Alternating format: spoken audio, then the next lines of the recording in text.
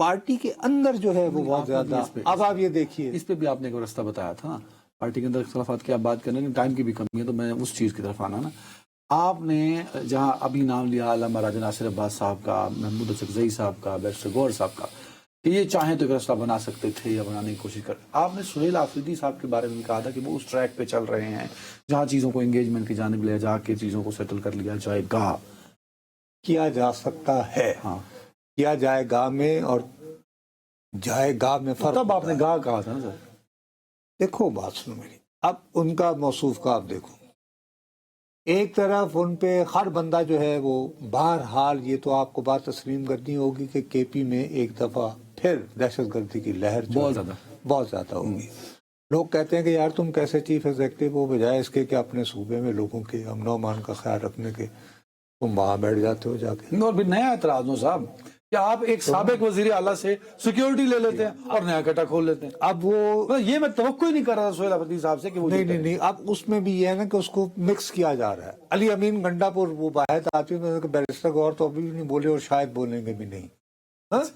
لیکن علی امین گنڈا پور صاحب نے ایک دم سے جب سے ہی بیماری کا قصہ یہاں شروع ہوا، وہ یہاں آ کے انہوں نے بے تحاشا رش لیا، ہر ایک کو اویلیبل تھے، آپ بھی بلاتے آپ کو مل جاتے، اور انہوں نے اس طرح کا تاثر دیا کہ جتنی بھی مشکلات بانی ہے تحریک انصاف پہ آ رہی ہیں اس کی ذمہ دار جو ہیں وہ بہنیں. ٹھیک ہے جی.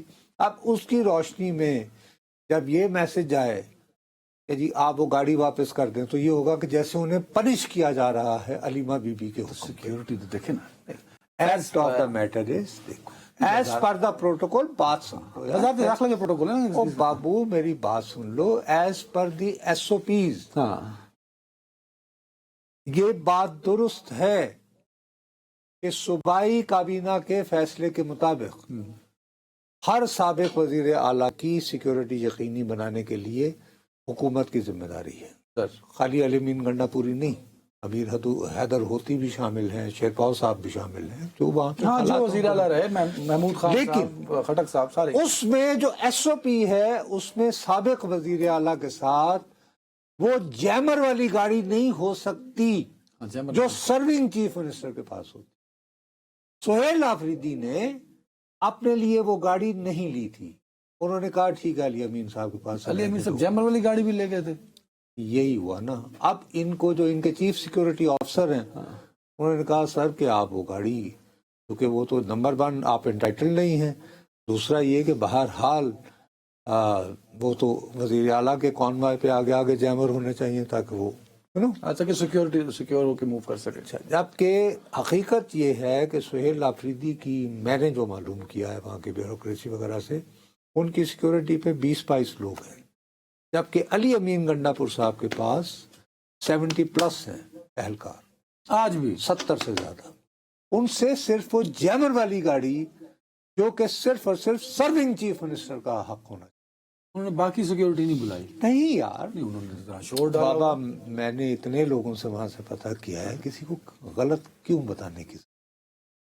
مقصد یہ کہ ان کو اچھی طرح پتہ ہے کہ یہ دوسرا جاوید پوچھ رہا ہے میں نے کوئی، اور اس میں قطعی کو تعلق. چلو پھر یہ جیمل والی گاڑی اگر دی ہوئی تھی 4-5 مہینوں سے تو 1 مہینہ اور جاتی. اب یہ تاثر کیا کہ جو انٹرویوز میں کہا ہے اس نے کہ میں، یہ الگ بات ہے، لیکن اس میں یہ ان کو دوسری مرتبہ یاد دلایا گیا تھا.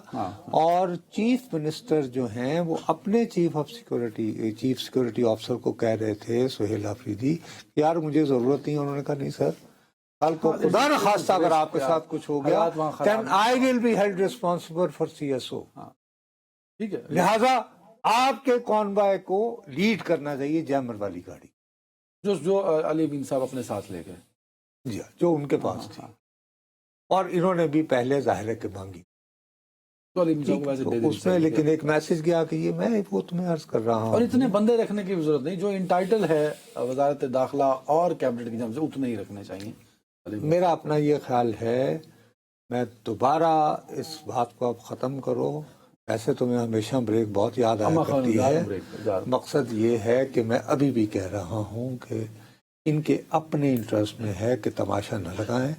سہیل آفریدی صاحب، محمود خان اکرزئی صاحب اور علامہ راجہ ناصر عباس صاحب ایک ایکسٹینسو بند کمرے میں تینوں بہنوں سے ملاقات کر کے 1 پیج اسٹریٹجی بنا